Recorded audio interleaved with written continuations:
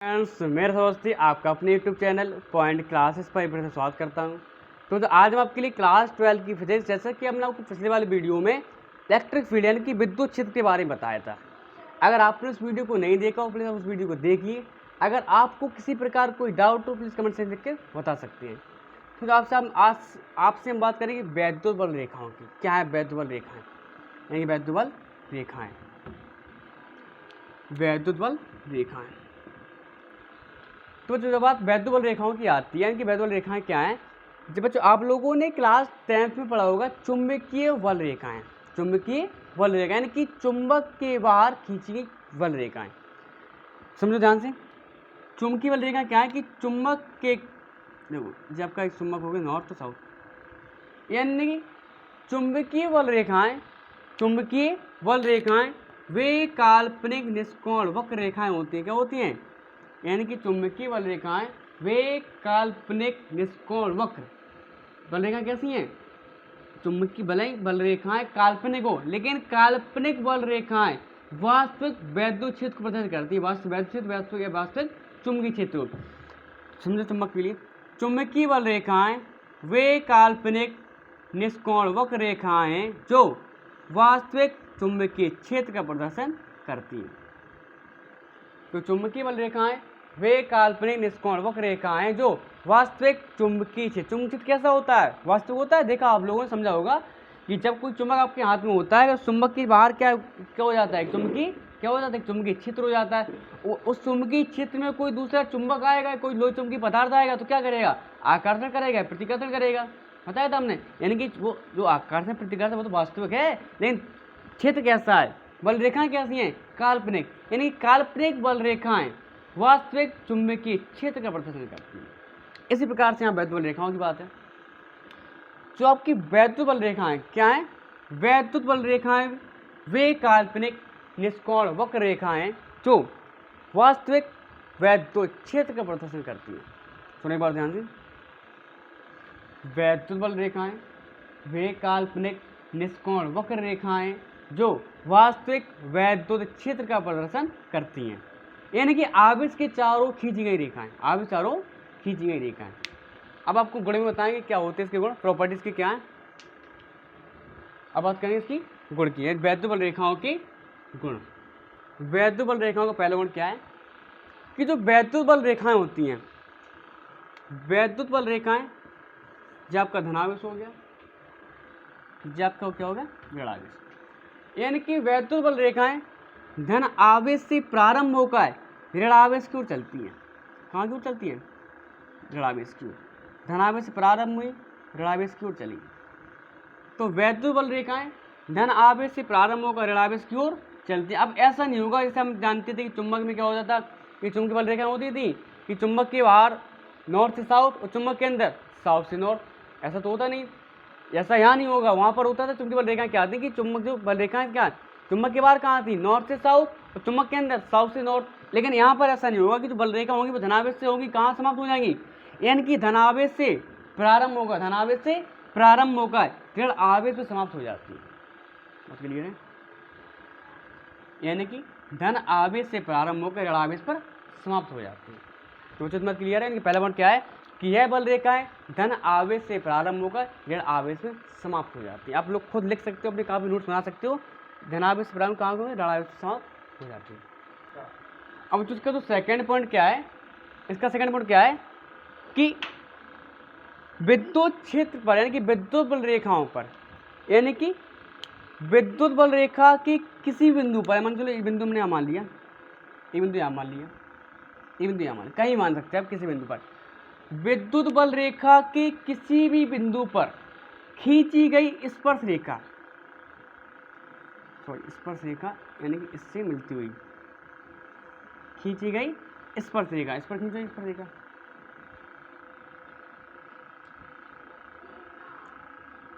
यानी कि विद्युत बल रेखा के किसी भी बिंदु पर विद्युत बल रेखा के किसी भी बिंदु पर खींची गई स्पर्श रेखा, खींची गई स्पर्श रेखा विद्युत क्षेत्र की दिशा को क्या करती है?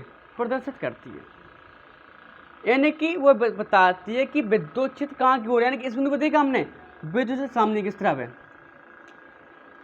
इस बिंदु पर देखा विद्युत से इस तरफ है। यानी कि आप इससे भी अनुमान लगा सकते हैं, अगर आप किसी भी बल रेखा पर स्पर्श रेखा खींचोगे तो स्पर्श रेखा खींचने पर आप पता लगा सकते हो कि ये जो बल रेखा है कहाँ से कहाँ जा रही है। यानी कि वैद्युत बल रेखा के किसी भी बिंदु पर खींची गई स्पर्श रेखा उसके विद्युत क्षेत्र की दिशा को बताती है, उसके बताती है उसके विद्युत क्षेत्र की दिशा को प्रदर्शित करती है। देखा समझ में आ रहा होगा, मेरे से इस तरफ है, अब इस तरफ हो गया, यानी इस तरफ हो गया, इस तरफ हो गया, कहीं भी आप, यानी कि आप इसके किसी भी बिंदु यानी वैद्युत बल रेखा के किसी भी बिंदु पर आप स्पर्श रेखा खींच दोगे तो वह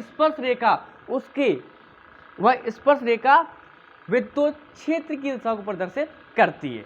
बात क्लियर, 2 पॉइंट क्लियर हो चुके होंगे। अब थर्ड पॉइंट बताते हैं आपको हम। मुझे इसका जो थर्ड पॉइंट क्या है कि वैद्युत बल रेखाएं कभी दूसरे को नहीं काटती। यानी कि मान चलो ये कोई बल रेखा है, इस तरफ से गई, ऐसी गई, इसने इसको काट दिया। यानी कि वैद्युत बल रेखाओं का आपस में एक दूसरे से काटना, तो जब आप इस बल रेखा पर क्या खींचोगे, आप स्पर्श रेखा, हम जानते हैं कि जो स्पर्श रेखा होती है, स्पर्श रेखा विद्युत क्षेत्र को प्रदर्शित करती है। जब इस बिंदु पे आपने क्या खींची, स्पर्श रेखा क्या खींची आपने, अगर आप पहले के अनुसार खींचोगे तो इस प्रकार से होगी, अगर आप इसके अनुसार खींचोगे तो इस प्रकार से होगी। यानी कि विद्युत बल रेखा के कटान बिंदु पर, यानी कि जहां पर विद्युत बल रेखाओं ने एक दूसरे को काटा है, उस कटान बिंदु पर जो स्पर्श रेखा होंगी, स्पर्श रेखाओं की दिशा क्या होगी, यानी कि कटान बिंदु पर स्पर्श रेखाएं की दिशा 2 दिशाएं प्रदर्शित होंगी। और अगर स्पर्श रेखाएं यानी कि कटान बिंदु पर स्पर्श रेखाएं की दिशाएं 2 दिशाएं प्रदर्शित होंगी, तो ऐसा असंभव है। यानी कि कटान बिंदु पर 2 वैद्युत बल रेखाओं का प्रदर्शित होना जो कि असंभव है। यानी कि वैद्युत बल रेखा कभी दूसरे को नहीं काटती। अगर वैद्युत बल रेखाओं का किसी बिंदु पर काटना, यानी कि जब वैद्युत बल रेखाओं का कटान बिंदु उस पर क्या हो जाएंगी, 2 दिशाएं प्रदर्शित, यानी कि 2 दिशाएं प्रदर्शित करेंगी। 2 दिशाएं प्रदर्शित मतलब क्या है कि उस पर क्या हो जाएंगी, 2 विद्युत क्षेत्र की दिशाएं, 2 विद्युत क्षेत्र, तो ऐसा असंभव है। यानी कि कोई भी 2 बल रेखा, यानी कि कोई भी 2 बल रेखा कभी दूसरे को परस्पर एक दूसरे को नहीं काट सकती है, क्योंकि उस कंडीशन में इस कटान बिंदु पर 2 स्पर्श रेखाएं खींचकर 2 विद्युत क्षेत्र की दिशाएं प्रदर्शित होंगी जो कि असंभव है। लिख सकते हैं, आप नोट देखो कि कोई भी 2 बल रेखाएं परस्पर एक दूसरे को नहीं काट सकती हैं, क्योंकि उस दिशा में कटान बिंदु पर 2 स्पर्श रेखाएं खींचकर 2 दिशाएं प्रदर्शित, यानी कि 2 विद्युत क्षेत्र की दिशाएं प्रदर्शित होंगी जो कि असंभव है। देखा था आपने यहाँ से, इसके कारण यहाँ पर तो क्षेत्र इस तरफ था, इसका इस तरफ था, 2 अलग अलग दिशाएं हो गई जो कि असंभव है। कुछ मत क्लियर। अब बच्चों इसका थर्ड पॉइंट क्या होता है समझ जान से।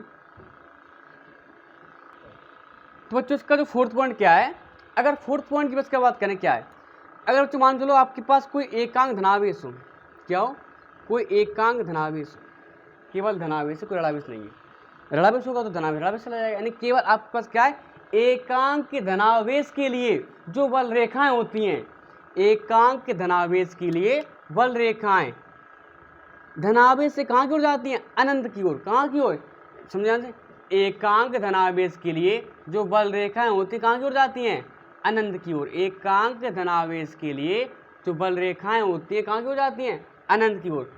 तो ये कंडीशन है, यानी कि अगर कहीं एकांक धनावेश होगा तो एकांक धनावेश से जो बल रेखाएं कहाँ की ओर जाएंगी, अनंत की ओर। जो बना दिया हमने इस प्रकार से डायग्राम, कहाँ की ओर जा रही बल रेखाएं, दे अनंत की ओर। अगर बच्चों बात करें ऋणावेश के लिए, अगर हम बात करें ऋणावेश के लिए, तो ऋणावेश के लिए क्या होगा, दो यहाँ से ध्यान से, एकांक ऋण आवेश के लिए, एकांक ऋण आवेश के लिए जो बल रेखाएं होती हैं क्या होती हैं, एकांक ऋण आवेश के लिए बल रेखाएं अनंत से प्रारंभ होकर, कहाँ से, अनंत से प्रारंभ हो, यानी अनंत से चलकर कहाँ की ओर आएंगी, ऋणावेश की ओर। इस पर बना दे, यानी कि धनावेश किसके लिए, ऋण आवेश, यानी कि एकांक के ऋण आवेश के लिए जो बल रेखाएं होंगी अनंत से प्रारंभ होकर, कहाँ से प्रारंभ होकर, अनंत से प्रारंभ होकर आवेश की ओर आएंगी। किस आवेश की ओर, ऋण आवेश की ओर। सेकंड जो फोर्थ पॉइंट क्लियर है, एकांक धनावेश के लिए जो बल रेखाएं होती हैं धनावेश से प्रारंभ होकर अनंत की ओर जाती हैं, और एकांक ऋणावेश के लिए बल रेखाएं होती हैं अनंत से प्रारंभ होकर ऋणावेश की ओर जाती हैं। कोई दिक्कत, एकांक की बात करें जब कोई एकांक धनावेश हो और एकांक ऋणावेश हो, एकांक धनावेश के लिए धनावेश से प्रारंभ होकर अनंत की ओर, ऋणावेश के लिए क्या है, अनंत से प्रारंभ होकर ऋणावेश की ओर। अब इसका फिफ्थ पॉइंट क्या है, इसको समझाने से बच्चों, इसका जो फिफ्थ पॉइंट क्या है कि जो यह बल रेखाएं होती हैं, यह बल रेखाएं अपनी लंबाई की लंबवत दिशा में, यह बल रेखाएं अपनी लंबाई के, यह बल रेखाएं अपनी लंबाई के लंबवत दिशा में, अपनी लंबाई के लंबवत दिशा में एक दूसरे दूरवर्ती क्या करती हैं, प्रयत्न करती हैं। जैसे मान चलो, समझाने से डाउट ना होना चाहिए आप लोगों को।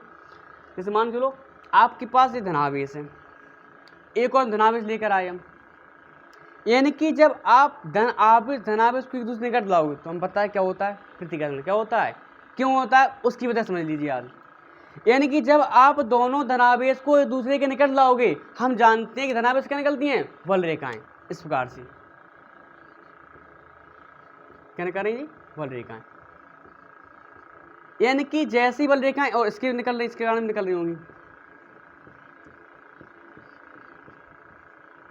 जिज्ञास की बल रेखाएं, विज्ञास की बल रेखाएं। यानी क्या होगा, जब जैसे ही इसके आप निकट आएगा तो जो बल रेखाएं आपको दिखाई दे रही है, बल रेखाएं कुछ इस प्रकार से हो जाएंगी, यानी कि इन दोनों के बीच में जो बल रेखाएं होंगी वो एक दूसरे क्या हो जाएंगी, परस्पर लंबवत हो जाएंगी। सॉरी, कटान बिंदु नहीं होना चाहिए, कटान बिंदु नहीं, इस प्रकार से, यानी कि अपनी लंबाई के लंबवत दिशा में हटने का क्या करती हैं, प्रयत्न करती हैं। यानी कि जब धनावेश एक दूसरे के निकट आए तो उस कंडीशन में इनके कारण जो बल रेखाएं होती हैं वह बल रेखाएं अपनी लंबाई की अनुदिश, अपनी लंबाई की अनुदिश हटने का, यानी कि एक दूसरे दूरवर्ती क्या करती हैं, प्रयत्न करती हैं। तो जी किसके लोग आपका एकांक, यानी कि धनावेश दो निकट लेकर आ रहे थे। अब ऐसे हम बात करें ऋणावेश, किसकी बात करें, ऋणावेश की, किसकी बात करें हम, यानी कि अगर बात बच्चों किसकी बात करें, ऋणावेश की। जी क्या आपका ऋणावेश हो गया, एक ऋणावेश हो, वो हम जानते हैं जो ऋणावेश पर जो बल रेखाएं आती कहाँ से, अनंत से आती है। यानी कि इस पर जो बल रेखा आएंगी तो सीधी बल, इस पर तो ऐसे बल रेखा से आ गई, सीधी आ गई अनंत से, इस प्रकार से आ गई। और अगर बात करें देखो, यानी कि जो बल रेखाएं, अगर देखो इस पर दिखा दो बल रेखाएं, इस प्रकार से बल रेखाएं होंगी, और जब बल रेखाएं इस प्रकार से आएंगी तो क्या होगा, यह जो बल रेखाएं होंगी, यह जो बल रेखाएं होंगी वह इस प्रकार से, इस कंडीशन में इस प्रकार से हो जाएगी। यानी कि अपनी एकांक लंबाई के लंबवत, एकांक लंबाई के लंबवत एक दूसरे से दूरवर्ती क्या करती हैं, प्रयत्न करती हैं, दूर क्या करती हैं, प्रयत्न करती हैं। जैसे निकट लेके आओगे और बल रेखाएं बढ़ती आएंगी। और कहाँ से रहेंगी जी, अनंत से, कहाँ से आ रही, अनंत से। तो चलिए पॉइंट था, कौन सा बल पॉइंट था, पॉइंट क्या था कि एक की पॉइंट क्या था कि यह जो बल रेखाएं होती हैं क्या होती हैं, यह जो बल रेखाएं होती हैं अपनी एकांक लंबाई के लंबवत एक दूसरे दूरवर्ती क्या करती हैं, प्रयत्न करती हैं। हमने धनावेश के लिए बताया, हमने ऋणावेश के लिए बताया। तो जो अब हम अगला पॉइंट क्या बताते हैं, क्या पॉइंट का अगला पॉइंट क्या है। तो जो आपके पॉइंट क्लियर हो चुके हैं, जो हमने वैद्युत बल रेखा गुण बताए थे। वैद्युत बल रेखा क्या बताई थी हमने कि वैद्युत बल रेखाएं वे काल्पनिक निष्कोण वक्र रेखाएं जो वास्तविक वैद्युत क्षेत्र क्या करती है, प्रदर्शन करती है। इसका पहला पॉइंट क्या बताया था हमने कि यह एकांक धनावेश प्रारंभ कहाँ की हो जाती है, ऋणावेश की हो जाती है, और कभी अंदर ऋणावेश अंदर की नहीं, ऋणावेश धनावेश की नहीं जाती है। यह धनावेश से प्रारंभ होकर ऋणावेश की ओर जाती है, ऋणावेश पर क्या हो जाती है, समाप्त हो जाती है। दूसरा पॉइंट क्या बताया था हमने कि वैद्युत बल रेखा के किसी बिंदु, वैद्युत बल रेखाओं के किसी बिंदु पर खींची गई स्पर्श रेखा उसकी विद्युत क्षेत्र की दिशा को प्रदर्शित करती है। तीसरा पॉइंट क्या बताया था हमने कि जो वैद्युत बल रेखाएं कभी दूसरे को नहीं काटती, यानी वैद्युत बल रेखाएं कभी दूसरे को नहीं काटती, क्योंकि उस कटान बिंदु पर जो विद्युत क्षेत्र की दिशा होगी, पता यानी कि उस कटान बिंदु पर जो वैद्युत बल रेखाएं दो प्रदर्शित होंगी, कितनी होगी, दो वैद्युत बल रेखाएं प्रदर्शित होगी, और दो वैद्युत बल रेखाओं का प्रदर्शित करना, दो वैद्युत क्षेत्र प्रदर्शित करना और दो वैद्युत क्षेत्र प्रदर्शित होगी, तो ऐसा असंभव है कि किसी भी कटान बिंदु पर दो वैद्युत क्षेत्र की दिशाएं प्रदर्शित नहीं हो सकती। इसके बाद फोर्थ पॉइंट बताया था हमने कि एकांक इसके लिए हमने बताया था कि एकांक धनावेश के लिए जो वैद्युत बल रेखाएं होती हैं वो जो धनावेश से कहाँ की हो जाती हैं, अनंत की हो, यानी कि एकांक धनावेश से वैद्युत बल रेखाएं उस धनावेश से प्रारंभ होकर अनंत की ओर जाती हैं। और जबकि हमने एकांक ऋणावेश की बात की थी, यानी कि एकांक के ऋणावेश के लिए जो बल रेखाएं वो अनंत से प्रारंभ होकर किसकी कहाँ की ओर आती हैं, उस ऋणावेश की ओर आती है। बात क्लियर है।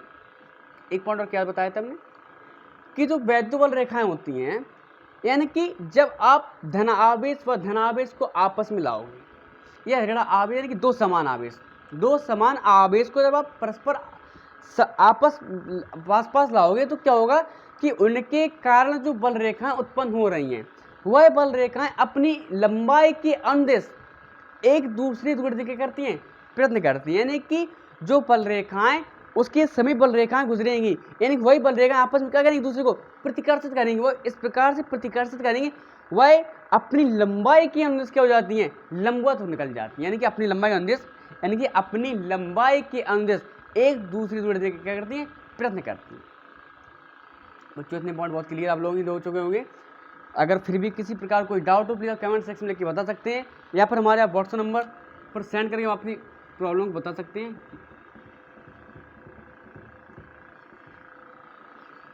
यानी कि अगर आपको किसी प्रकार की डाउट हो बता सकते हैं। तो बच्चों अगर आपको हमारा वीडियो कैसा लगा, अगर आपको हमारा वीडियो अच्छा लगा, प्लीज़ हमारे वीडियो को लाइक कीजिए, हमारे चैनल को सब्सक्राइब कीजिए, क्योंकि बच्चों एक वीडियो बनाने के लिए हमें बहुत मेहनत पड़ जाती है। लगभग एक वीडियो के लिए कम से कम मुझे समय देना पड़ता है 1 घंटा कम से कम। इसे आपका जो 20 मिनट का वीडियो रखता है, 15-20 मिनट वीडियो रहता है, उसके लिए कम से कम हमें समय कम से कम 1 घंटा समय लग जाता है, क्योंकि एडिटिंग में टाइम लग जाता है, उसके बाद वॉइस भी चेक करना पड़ता है कैसी वॉइस आ रही है, तो बहुत और उसके बाद तो हमारा जो मानसिक चलता ही रहता है, दिमाग चलता रहता है कंटिन्यू पूरा बोर्ड पे समझाना है। तो उस बात को समझ जाने से अगर आपको वीडियो अच्छा लगा अपने दोस्तों को बताइए और लोगों को जानकारी दीजिए, इससे कि हम लोग और अच्छा आपके लिए अच्छा कर सकें, प्रयास करें। आपको इसके बाद आपको बताएंगे विद्युत क्षेत्र की तीव्रता बताएंगे, उसके बाद जो डेरिवेशन चलेंगे, डेरिवेशन का हम ऐसे स्टेप करेंगे कि पर डे 2 डेरिवेशन बता दिया करेंगे, चैप्टर वाइज डेरिवेशन चलेंगे। उसके बाद हमारी सेकंड फेज स्टार्ट कर दी थी हमने, ऐसे कि आपको प्रकाश का अपवर्तन पढ़ाया था। प्रकाश का अपवर्तन की वीडियो आपने नहीं देखा हो तब प्रकाश का अपवर्तन देख लेना। वहीं से आपका मान चलो क्लास 12 का टॉपिक स्टार्ट हो चुका है, क्लास 12 की सेकंड फेज आपके लिए स्टार्ट हो चुकी है, जो हमने प्रकाश का अपवर्तन पढ़ा दिया। अब आपको क्रांतिक कोण, पूर्णांतिक परावर्तन ऐसा सब कुछ बता चले आए।